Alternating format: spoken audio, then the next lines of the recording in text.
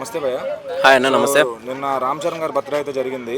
దానికి అల్లు అర్జున్ గారు విషెస్ చెప్పలేదని సోషల్ మీడియా అంతా మాట్లాడుకుంటున్నారు. అంటే మెగా వర్సెస్ అల్లు అనేది నిజమే అంటారా? తప్పకుండా అండి. మెగా వర్సెస్ అల్లు అర్జున్ అనేది ఇప్పుడు కాదండి, అది గత 5-10 ఏళ్ళుగా జరుగుతూనే ఉంది. చిరంజీవి గారు ఏ రోజైతే పార్టీ పెట్టారో ఆ రోజు నుండే ఆ రెండు ఫ్యామిలీలలో విభేదాలు అనేది అయితే తారస్థాయిలో చేరినాయి. ఎందుకంటే అల్లు ఫ్యామిలీలో వాళ్ళు కొంతమందికి ఎమ్మెల్యే టికెట్లు అమ్ముకున్నారని, పవన్ కళ్యాణ్ గారిని ఎలాగైనా ఓడించాలని వాళ్ళ ఇంట్లో వాళ్ళే ప్రయత్నించారని చాలా వరకు రూమర్స్ వచ్చాయి.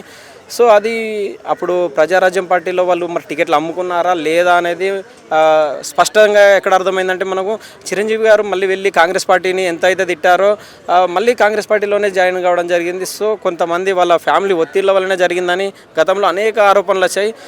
కొంతవరకు ఎందుకంటే వాళ్ళు రిలేషన్స్ కాబట్టి కొంతవరకు బయటికి చెప్పలేని పరిస్థితిలో ఉన్నారు. సో దాని తర్వాత కూడా వాళ్ళు అల్లు అర్జున్ గారిపై దాడి జరిగినప్పుడు కానీ, ఇంకా ఇప్పుడు రామ్ చరణ్ గారి సినిమా కొంచెం అటర్ ఫ్లాప్ అయినప్పుడు కానీ, ఈ సినిమా పరంగా కూడా కొంతవరకు దూరంగానే ఉంటూ వచ్చారు. ఒకరిద్దరు మినహా అందరూ కూడా దూరంగా ఉంటూనే వచ్చారు.